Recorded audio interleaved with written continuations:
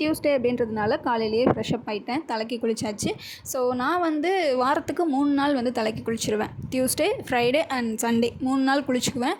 So நம்ம வாரத்துக்கு 3 நாள் தலைக்கு குளிக்கிறதுனால நமக்கு ஹேர் ரொம்ப ஃபால் ஆகுமா அப்படின்னா அப்படி கிடையாது. நம்ம தலையில் அழுக்கு இல்லாமல் பார்த்துக்கிட்டோம் அப்படின்னா நம்ம முடியும் நமக்கு ஹெல்த்தியாக இருக்கும்.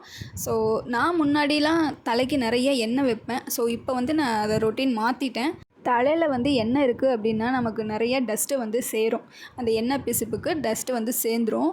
அதுவும் ஒர்க்கிங் விமன்ஸ்லாம் வெளியில் போகிறீங்க, விமன்ஸ் ஆர் மென்ஸ் 2 பேருமே வெளியில் போகிறீங்க அப்படின்னா கண்டிப்பாக அந்த பொல்யூஷனுக்கு டஸ்ட்டு சேரும். அதனால உங்களுக்கு டேண்ட்ரஃப் கூட வர வாய்ப்பு இருக்குது. ஸோ வாரத்துக்கு 3 நாள் நம்ம ஹேர் வாஷ் பண்ணிட்டோம் அப்படின்னா நமக்கு தலை க்ளீனாக இருக்கும் அண்டு டேண்ட்ரஃபும் வர வாய்ப்பே இல்லை. ஹேர் வாஷ் ரொட்டீன் எப்படி இருக்கும் அப்படின்னா, நான் இன்றைக்கி தலைக்கு குளிக்கிறேன் அப்படின்னா ஒரு 1/2 அன் இல்லைனா 1 ஹவருக்கு முன்னாடி ஃபுல்லாக எண்ணெய் வச்சுட்டு அதை அப்படியே நான் தலைக்கு குளிச்சுட்டு வந்துடுவேன்.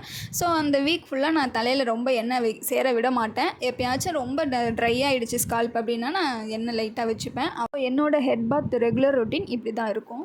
இன்றைக்கி எங்கள் வீட்டில் லஞ்சுக்கு சாம்பார் அண்டு சைட் டிஷ்க்கு mushroom gravy. So mushroom gravy வந்து எங்கள் வீட்டில் சிக்கன் மாதிரியே அவ்வளோ டேஸ்ட்டில் வைப்பாங்க அத்தை, செம்ம டேஸ்ட்டில் இருக்கும். ஜஸ்ட்டு மஷ்ரூம் அண்ட் ஆனியன் மட்டும்தான்.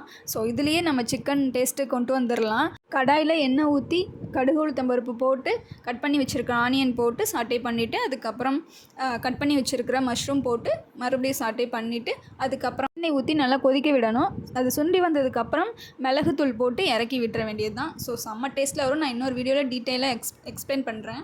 எடுக்கும்போது அத்தையும் சேர்த்து எடுக்கிறேன்னு செம்ம வைக்கும், அவங்களுக்கு தாங்க முடியல, என்ன எடுக்க வேணாம் அப்படின்னு கிண்டல் பண்ணிகிட்டு இருந்தாங்க. அண்டு காளான் கிரேவி இன்றைக்கி ரொம்ப டேஸ்ட்டானதுனால நான் சாம்பார் ஊற்றிக்காமல் கிரேவி மட்டும் வச்சு சாப்பிட்டுட்டேன்.